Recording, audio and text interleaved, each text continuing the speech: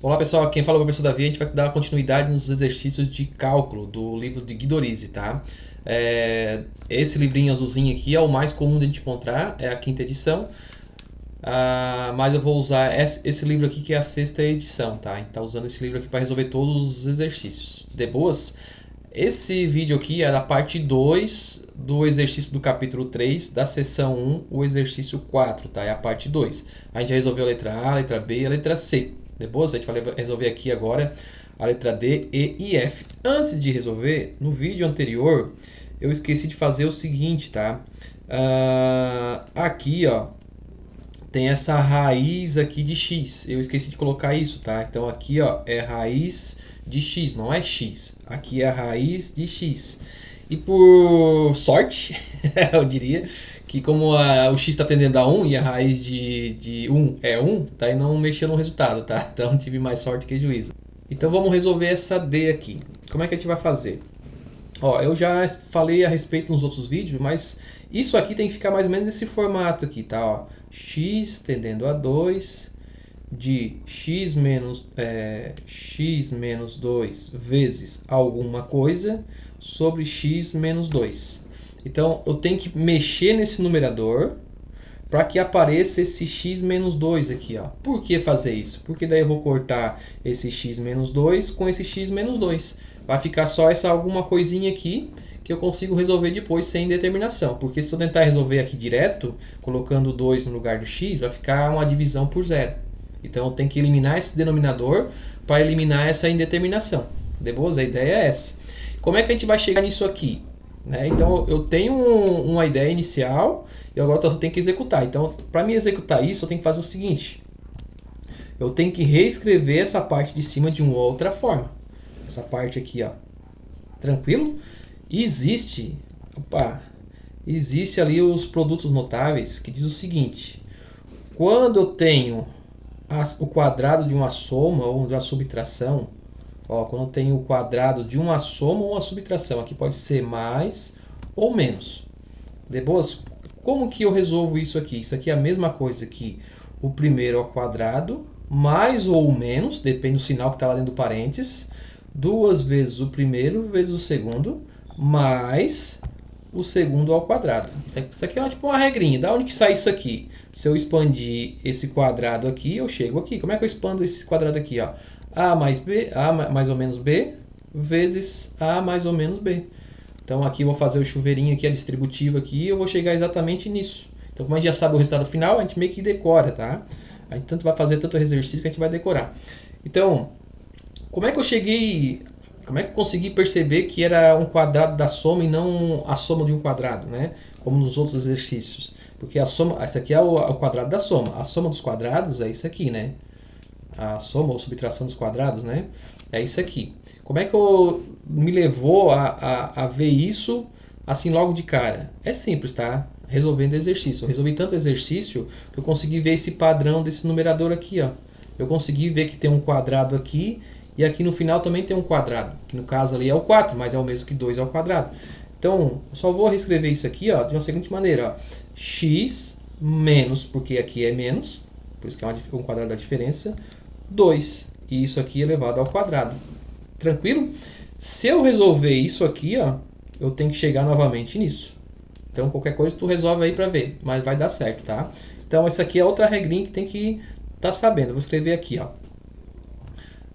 A menos B ao quadrado é igual primeiro ao quadrado menos duas vezes o primeiro vezes o segundo mais o segundo ao quadrado. Então esse primeiro sinal aqui, ó, vai trocar conforme o parênteses, tá? Se por acaso eu tivesse assim, ó, a mais b ao quadrado, ficaria a ao quadrado mais duas vezes a vezes b mais b ao quadrado.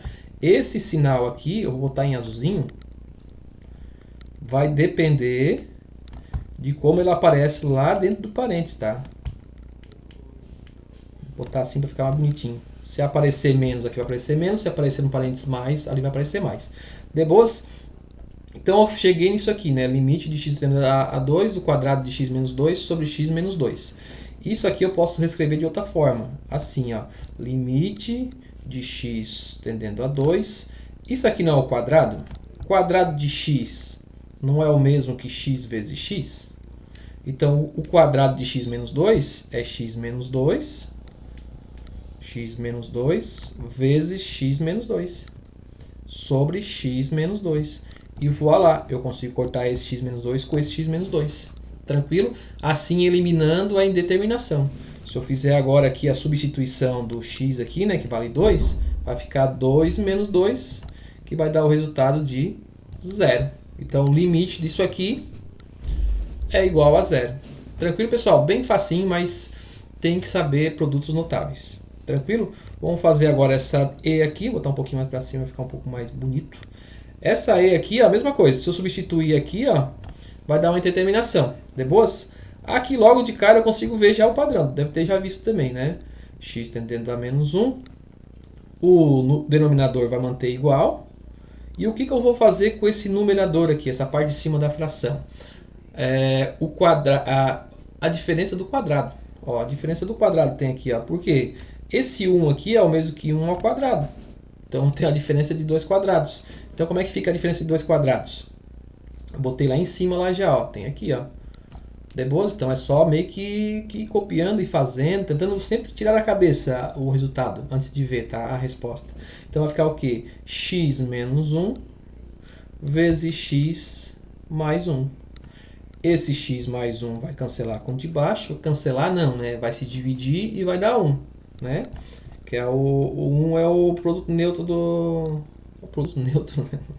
Não esquece que eu falei, tá? Ó, vamos lá. Isso aqui vai ficar o quê? X menos 1. Então, x menos 1, se eu substituir esse menos 1 aqui, vai dar menos 1 com menos 1. Isso aqui vai dar menos 2. Vou botar mais para cá assim, menos 2 direto já para economizar a linha. De boas? Então, o limite disso aqui é o mesmo que menos 2. Tranquilo? Vamos para a próxima, então.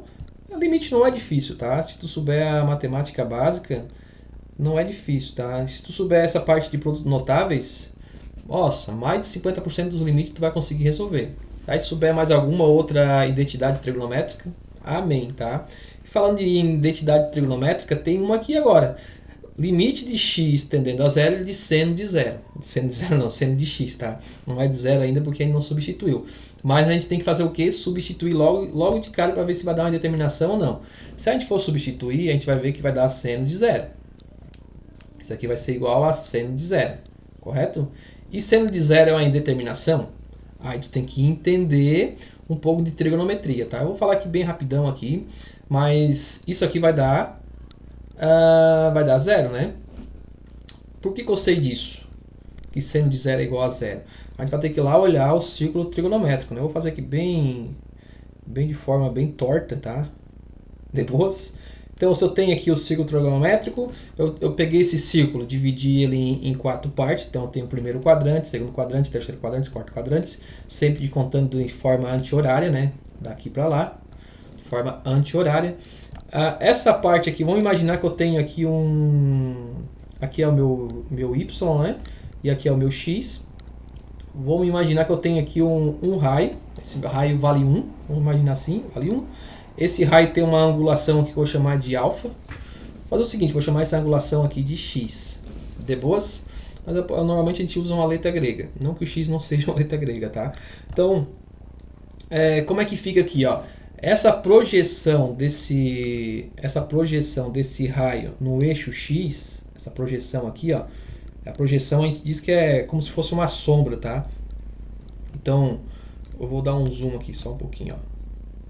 Então, essa projeção aqui, imagine que o Sol estivesse aqui, né? Fez sombra nesse raio e projetou uma sombra aqui, ó. Esse tamanho dessa sombra a gente chama de cosseno. Uau! Maneiro, né, cara? E quanto menor a inclinação aqui, maior vai ser a sombra. Quanto menor a inclinação aqui, maior vai ser a sombra ou a projeção em x. Maior vai ser o cosseno. De boas? Tanto é que quando o ângulo aqui for zero, o meu raio vai dar sobre o eixo x. E a projeção vai ser a projeção total. Então esse cosseno de zero vai ser 1. De boas? Por que cosseno de zero? Porque é 0 grau. Por que é 1? Porque é o tamanho do meu raio. Tranquilo? De boas? Que a gente adotou como padrão, tá? Então a gente se adota como padrão. E esses valores de cosseno, seno, tangente, são tudo tabelado com esse padrão de raio. Raio 1, de boas? Então o que acontece aqui, ó? E o eixo X está diretamente relacionado a cosseno, tá? O eixo Y está diretamente relacionado ao seno. De boas? Então é cosseno e seno. Por que é? Tudo vem do seno, né? Seno vem de sino. Sino fica em pé, certinho na vertical. De boas? E cosseno, aquele cos, é o contrário de seno. Então é na horizontal. Então se o sino fica na vertical, né? O cosseno fica na horizontal, porque é o inverso do seno. De boas? Então vai acontecer exatamente o que aconteceu com o seno, só que não é exatamente, é inversamente, né? Então, conforme o ângulo aumenta aqui, ó, conforme esse ângulo aqui diminui, a projeção Y também diminui. Ó, aqui eu tenho essa projeção aqui, vale esse valor para esse ângulo aqui. Se a minha projeção tivesse aqui, ó, menor, meu ângulo fosse menor, sei lá, x menos 5. Isso aqui é um ângulo menor, porque é o ângulo que eu tinha antes, menos 5. Essa projeção vai ser um pouquinho menor, porque agora imagine que o Sol está aqui, né, fazendo sombra lá no eixo Y. De boas? De maneira que, quando eu tiver... Deixa eu tentar apagar aqui, ó. De maneira que quando eu tiver isso aqui, ó, o meu raio exatamente aqui em cima do eixo X... Quando eu fazer a minha sombra aqui, a sombra vai dar certinho no ponto zero. Ou seja, não vai fazer sombra no eixo Y. Então, quando o ângulo é zero, o seno é zero. Quando o ângulo é zero, o cosseno é 1, porque está sobre o eixo X. O ângulo que faz isso acontecer ao contrário é o 90. Quando o meu ângulo for 90 graus, o meu raio vai estar aqui. A projeção vai estar toda em cima do eixo Y. Então, o seno de 90 é 1.